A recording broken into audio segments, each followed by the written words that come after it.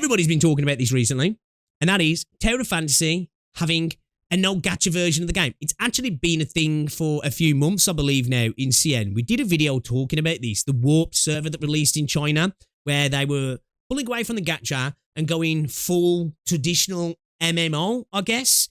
I don't actually know how that's been taken, but it seems like it's giving a little bit more new car smell, I guess, to the game for some people, because I think with Duet Night Abyss releasing, there's a lot of people who are in the gacha space who want to be playing gacha-like games with anime-like art styles, and that sort of similar gameplay loop, I guess, but just without the gacha. So I guess really Tower of Fantasy is poised for a potential renaissance, maybe?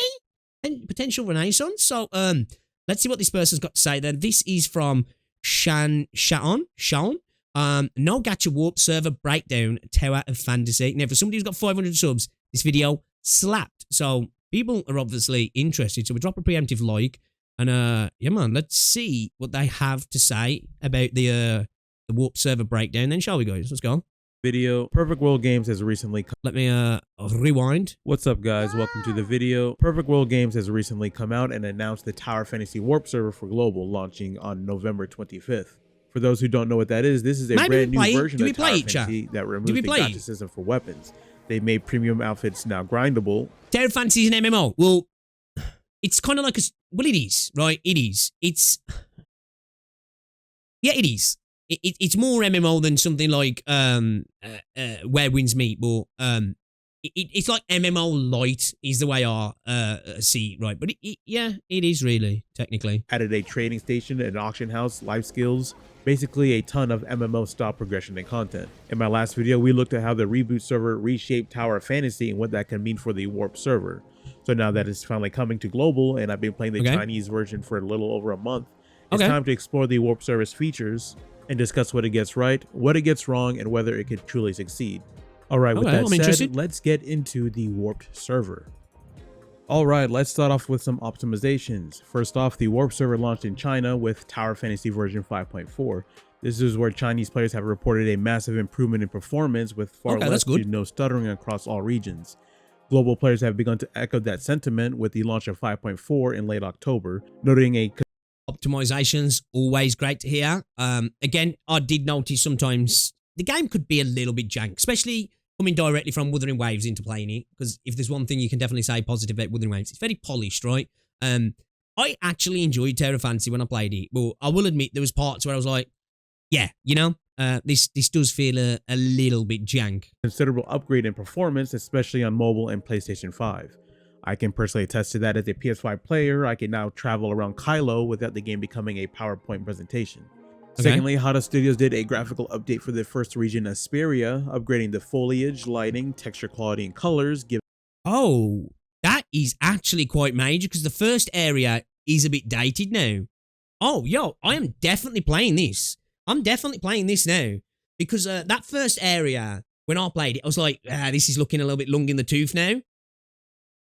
But yeah, okay. Giving it a vibrant coat of paint. Honestly, it looks incredible. Definitely the best visually appealing anime MMO currently on the market. Now, besides the game running and looking better, there have also been some core changes in the open world. For instance, open world enemy levels have been adjusted to operate more like your classic RPG. Now, every region has a fixed level range for mobs, which means they can no longer be adjusted by a world level system. For example, Astra is for level 1 players, Vera is for level 15 players, so on and so forth. So as you progress through the story and unlock newer regions, the enemies will gradually get stronger and stronger.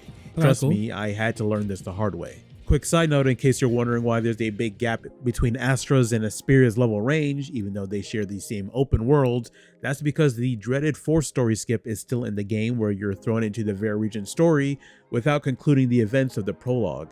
As you can imagine, this makes the story's pacing feel disjointed and awkward. Yeah, I don't know why that's still a thing either. I know the 1.0 story is ill-received, but presenting a cohesive narrative is still important. On the plus side, back to the open world. Yeah, I think like that whole skip thing is like, it is a bit odd. It does affect the narrative, and it also like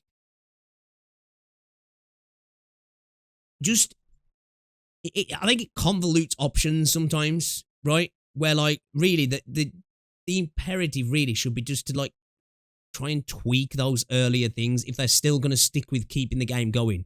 Try and fix some of those earlier stuff. Now, I know things like getting voice actors back and all that sort of stuff can maybe potentially be problematic. But yeah, I think trying to tweak the earlier on stuff rather than just giving people the option to skip it. But one thing I will say in regards to story, when it comes to MMOs, I'm just a straight up story skipper for the most part anyway, right? I'm questing, I'm going from quest A to B. Give me a bit of context in where I need to go. That's about as much as I care, right? When I'm playing MMOs, I don't give a shit about the story, man. I'm there to grind. Gear can now be obtained from open world sources like exploration pods, completing side quests, the very desert is fucking dull. Open world enemies, including these new elite roaming mobs. These are small changes, but it makes the world feel alive and operate like a proper MMO. That about covers it for basic open world changes for now. Let's move on to what you're really here for, the weapons. Okay. So in my last video, I predicted that weapons would drop from dungeons. Since the developer Hada Studios said all weapons would be free, I assumed we were heading back to the pre-gacha era, like in this beta footage, where weapons would be looted from opening chests in dungeons. Well, I was wrong. Presenting...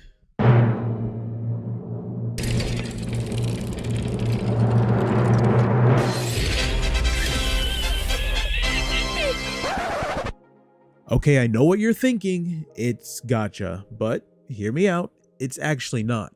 You see, every day you'll receive something called a Rift Note. A Rift Note lets you spin on the weapon roulette and obtain one random SSR weapon for free. No 50-50s, no pity, no catch. You use a Rift Note, you get a new weapon. Okay, so this is their like version of you know, random gear at the end of like a dungeon run or a raid or something. But instead of getting it there, you're just doing it from the menu and you get one a day to do. Okay. I suppose there's part of it that's like, you know, that works for us. It gives people that dopamine hit, I guess. But I don't know what to think of that. Now, I know it's not gacha. I know technically it is because you're rolling for it.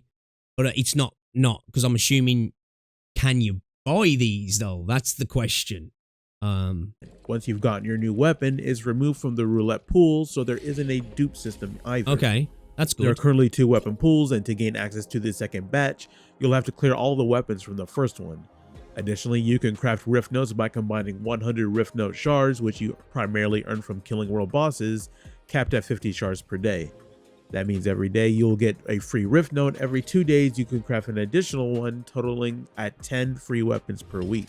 Okay. On top of that, in the beginning, they'll send you 6 free weapons directly through your in-game mail. Oh, 2 shit, DPS, 2 tank, and 2 healer weapons. Yeah, when they said free, they meant free.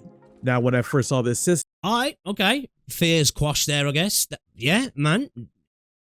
You might just not like the way you're gaining them, but I think inherently it's fine, right? It's fine. I wasn't a big fan. This game needs a factory. I prefer grinding through dungeons and praying for that one rare drop that could potentially put me ahead of everyone else.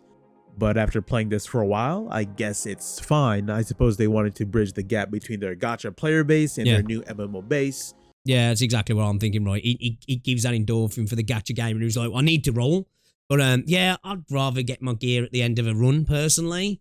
You get that direct bridge between the, I got the good piece at the end of a run kind of thing, rather than doing it this way. But as he says, yeah, I think it seems fine, right? I'm definitely going to be checking this out on the 25th, though.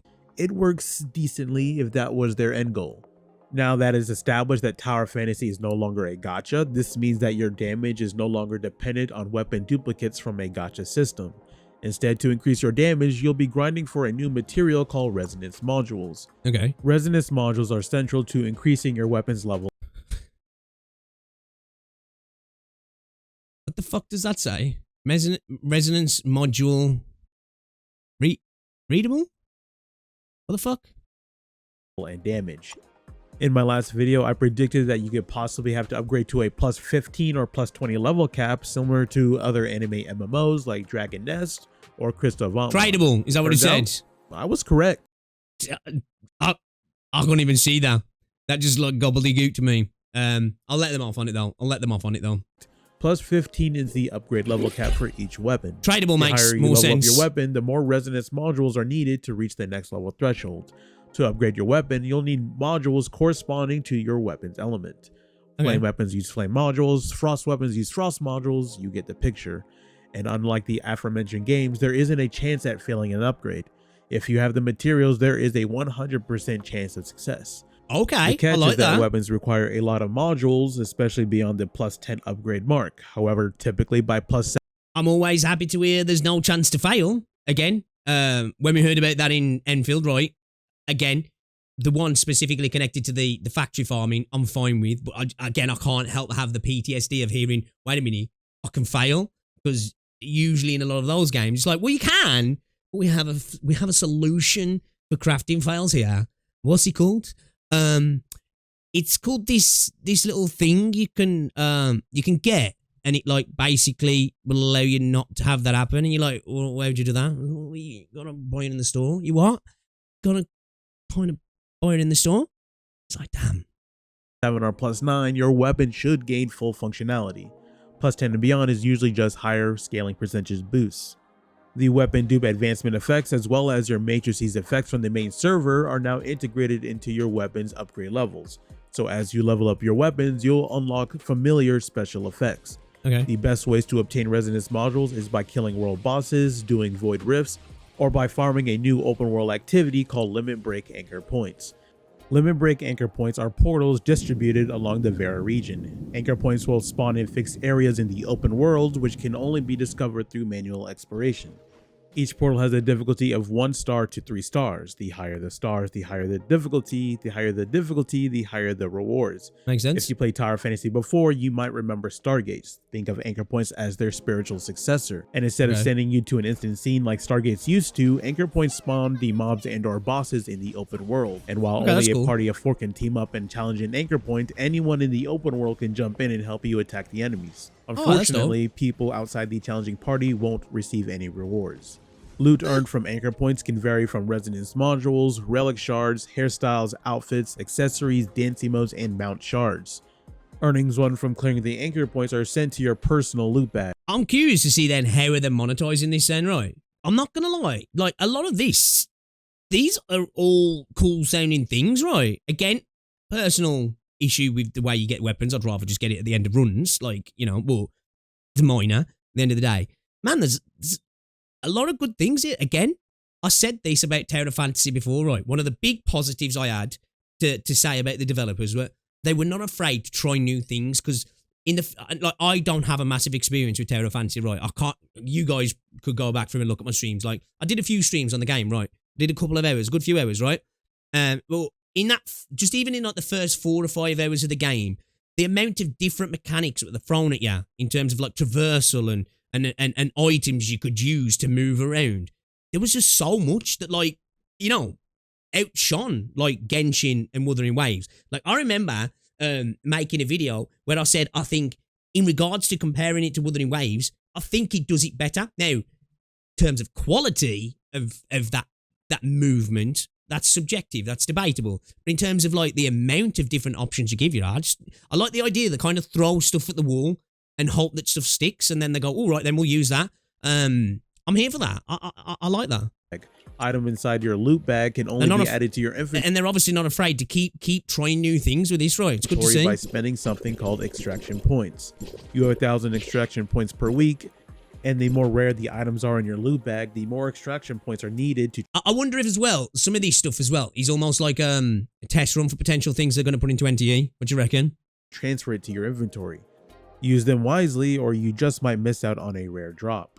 Now, when it comes to weapon balancing, the Warp server follows the exact same readjustments as the Reboot server. This means that dual elements have been removed. It's even more now since weapons given out for free, you get even more traversal thrown at you. And some weapons have their roles switched. For example, Tian Lang's weapon has switched roles with Meryl Ironheart's. Tian Lang is now a tank and Meryl Ironheart is now a DPS.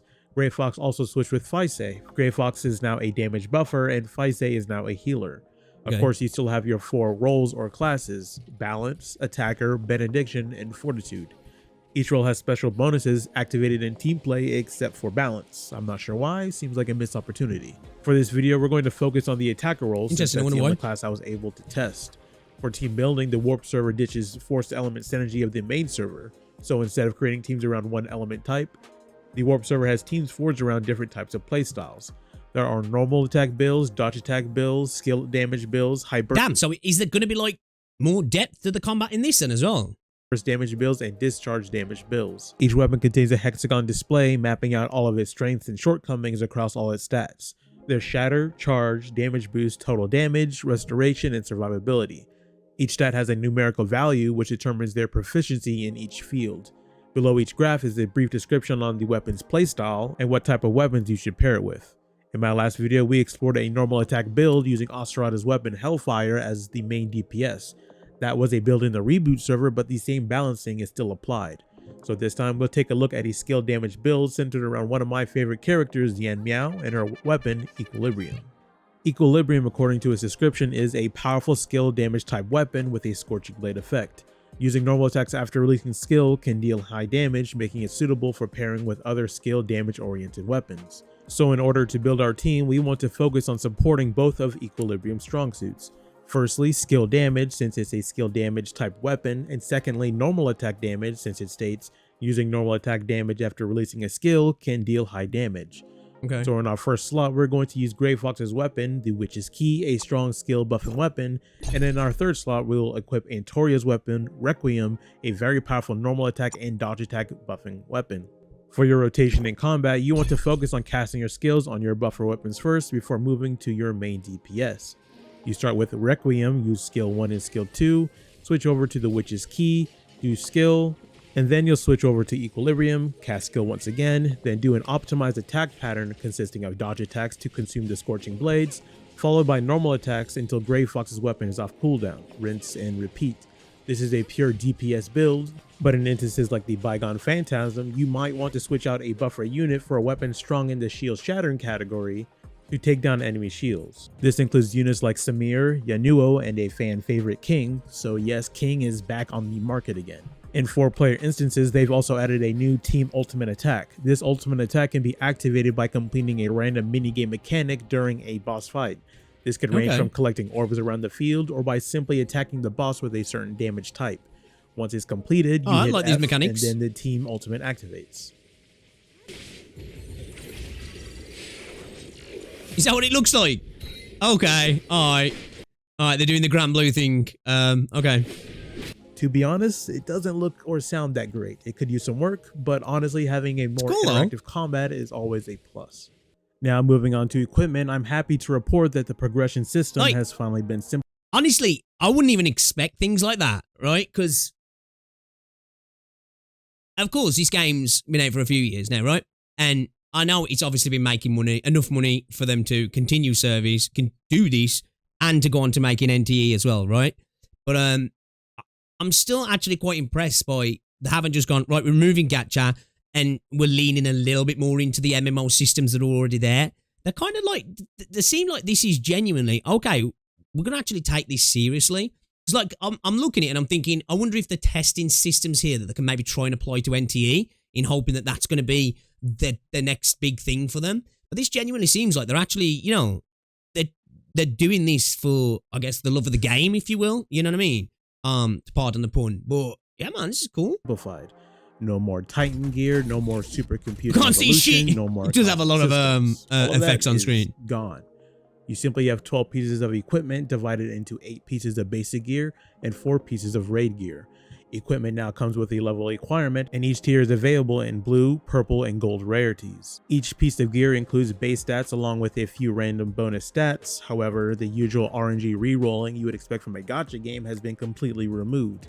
Okay. So if you don't like the random stats on a piece of equipment, you'll just have to find a better piece of gear by queuing up in joint operations. Alright, I'm here for that. Again, I've said this before. I don't necessarily mind random stats on equipment if I'm not having to constantly roll for individual ones, and then I have a spectrum of what I can get within each individual one, right? Whether I'm getting the low end of the crit rate or the high end of the crit rate, or I'm getting, you know, whatever, flat versus percentages.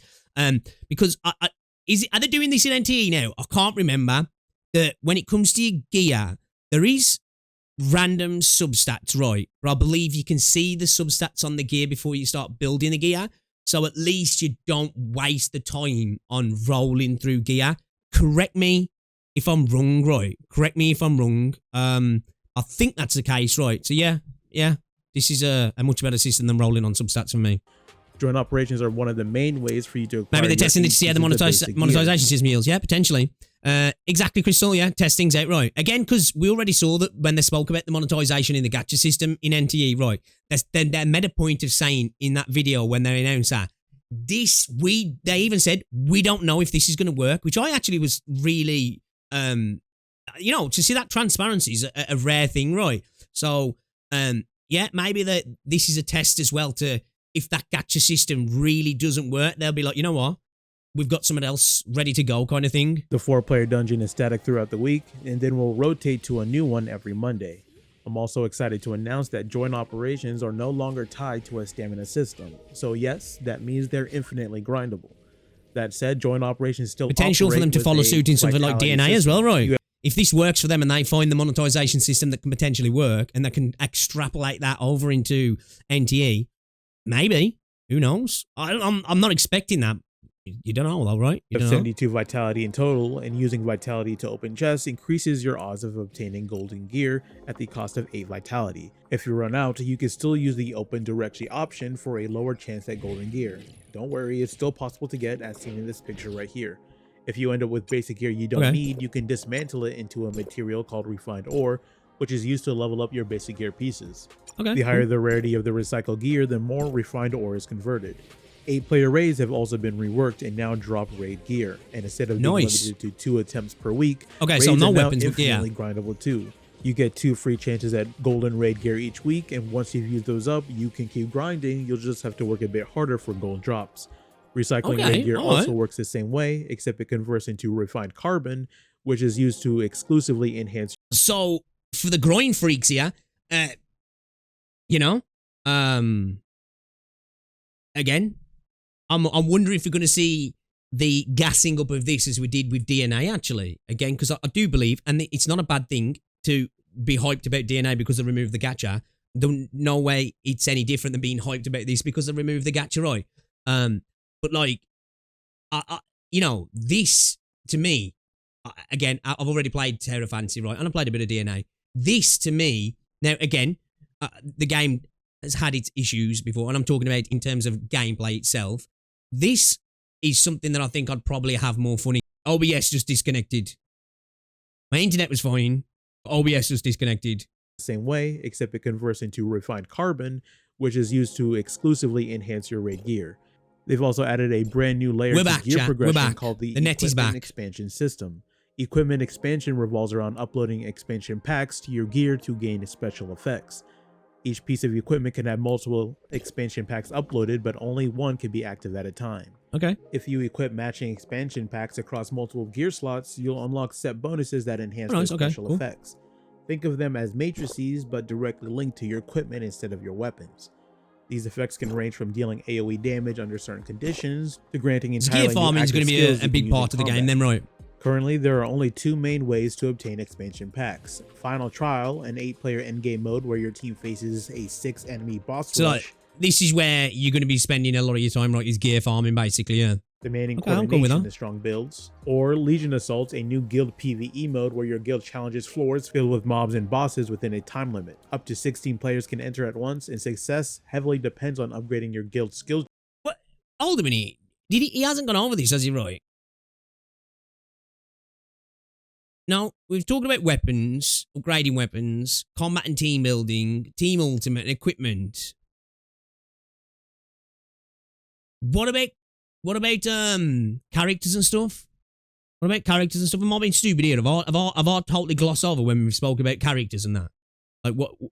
How are we obtaining characters? To strengthen everyone participating. Even if you don't actively join. Is it just how it was before? Is it through the weapons? The weapons dictate. Like, what's the deal with that?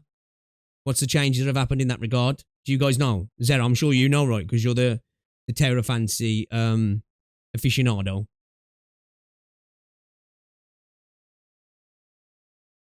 You get 1 character per day. Right, okay. Did he mention that? Did I just gloss over that? Am I being stupid? I'm probably being stupid. I'll probably gloss over it. Fights, as long as you're part of the guild, you can still claim the rewards. And speaking of guilds, the weapons and the characters, so they're still doing that, yeah? For your okay, so they're still doing that. Like, okay, yeah. I wasn't too sure if that had changed now because of it, like the gacha going out. Yeah, so your weapons are still your characters. Gear progression. In the crew store, you can purchase weekly equipment using crew 10 merit characters points. a week, yeah. Yeah, I was specifically thinking about the weapons, but it's the weapons intrinsically tied to it, isn't it? So, yeah, I forgot about that. I was thinking as well, like, if that had changed coming into this, but I suppose that's maybe why they've done that with the characters as well, then, yeah. Through weekly missions or daily activities inside your guild house. Right now, those activities include events like dancing on the guild floor or opening gift boxes dropped by Snowy.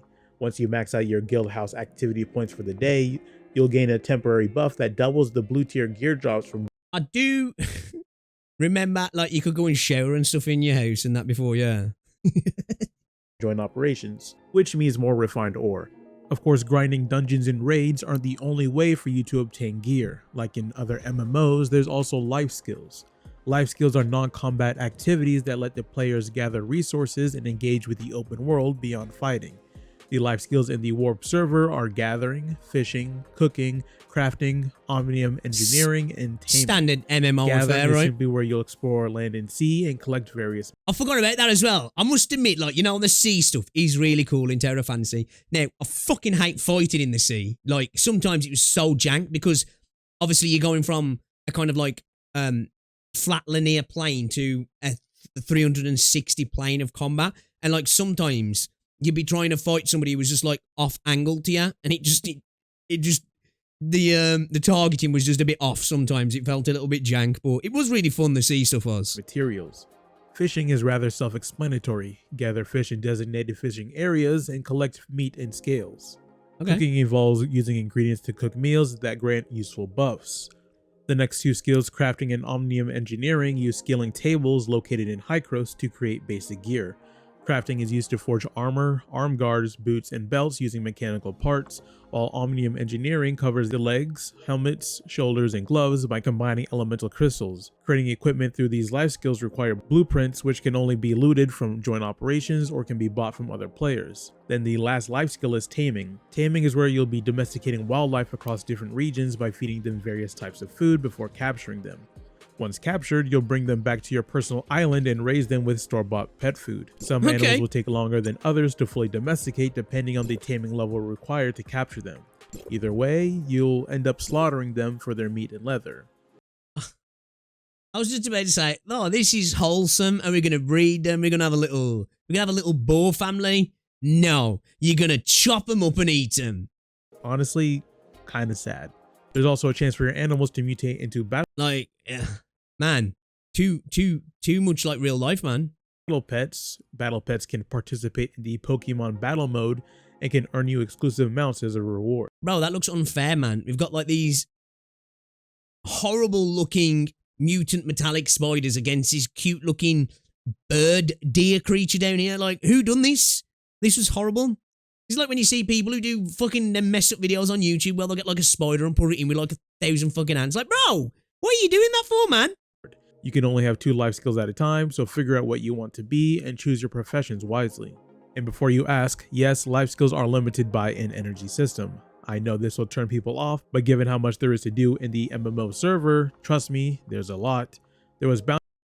There's a lot, but yeah, I'm never a fan of that. Especially in a game like this. I don't like time-gated and stamina stuff in MMOs personally, because that's usually the benefit of an MMO is this just ultimate freedom to just go in as much as you want, right? But I suppose as things go that I guess limited, guess it's not the worst, right? To be a limit somewhere. And the limit kind of helps with keeping things manageable. Unlimited life skill grinding on top of everything else would probably end up being exhausting. Either way, life skills I think that's a bit of a cope. Not gonna lie, I think that's a little bit of a cope. Are a core part of the game's economy, and everything you gather or craft flows through the trading house. The trading house is where you'll be spending and earning the trading currency, tradable dark crystals, to buy various items like materials, equipment, and outfits.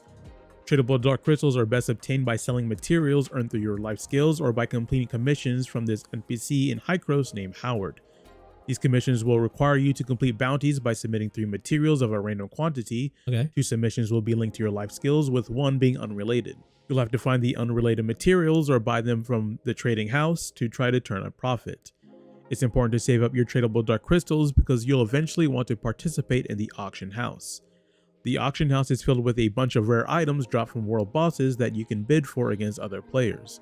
How it works in opening a world boss chest is starts a personal auction. Within 10 minutes, you could either choose to claim these drops with bound dark crystals, which are earned through exploration and events, or if you choose not to, they'll go straight to the auction house for other players to bid for.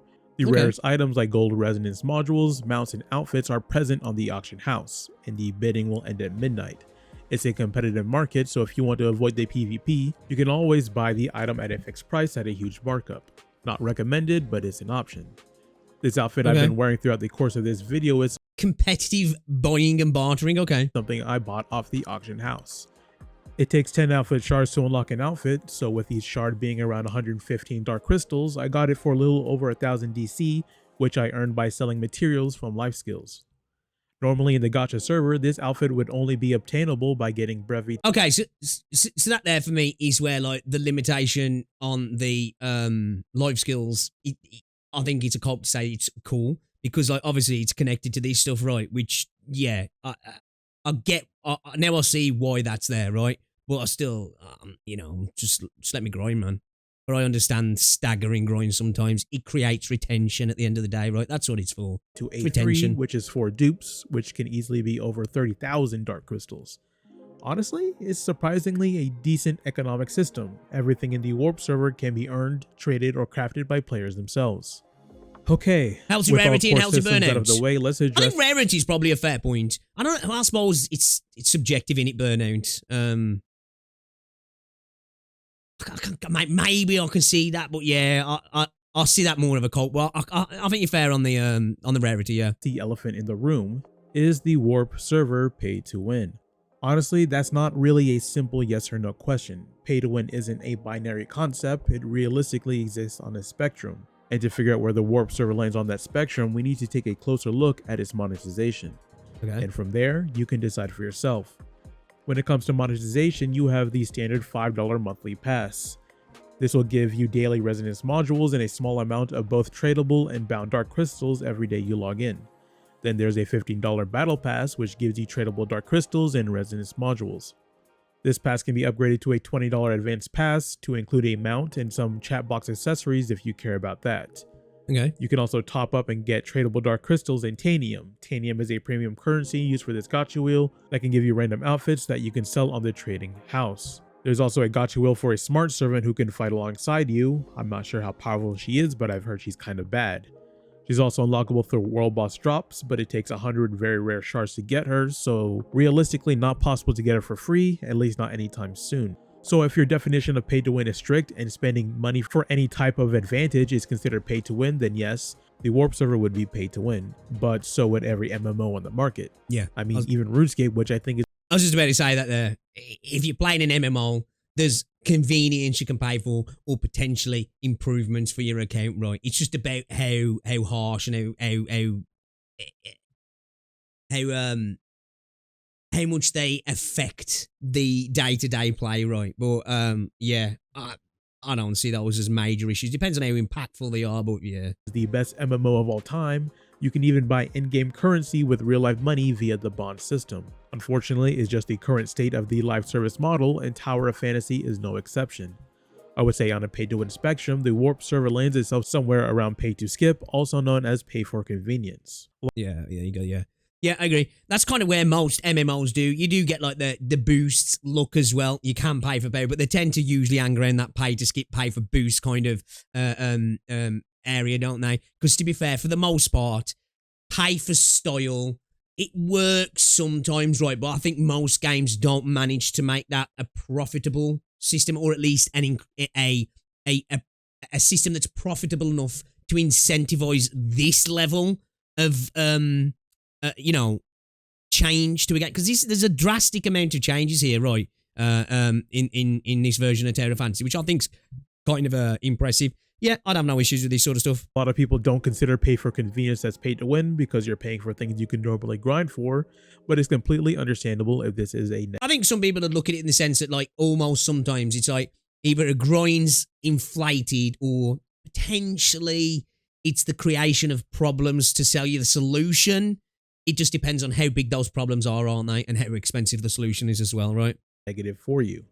At least is nowhere near as pay to win as the original Tower of Fantasy, which was pay for power, much like every other gacha game on the market. Yep. But from my experience as a free to play, you don't need to spend money to do well in the MMO server, but paying certainly does help. If you treat the monthly and battle pass like a $20 monthly subscription, you'll do just fine. No need to purchase anything beyond that. Okay. All in all, the Warp server has turned Tower of Fantasy into a solid anime MMO. As someone who's played the original Tower of Fantasy for a few years, the Warp server feels like a massive upgrade, shifting from the daily login log-off gacha slop to an actual MMO experience. Honestly, it got tiring spending money every other patch on the newest must-have unit. Eventually, you either run out of money or you run out of care. That said, here are my updated scores for each version of Tower of Fantasy. Probably money even for the most part first time. That you'll run out of first. The Warp server is a noticeable improvement across the board despite still having a messy UI and a horrible 4-story skip in the beginning of the game. One last thing, I want to touch on something I mentioned in my last video. I said my biggest concern was netcode, because no matter how good a game is, if the server can't handle the players, it's going to be a bad game. The good news is, even while playing on a CN server from the US East Coast, I didn't run into many issues aside from some expected input delay due to ping. Considering the distance, the netcode felt pretty decent. The bad news is that according to longtime CN players, the netcode has always been just that, decent. There haven't been any noticeable improvements, which could spell trouble for a global launch if it carries over unchanged.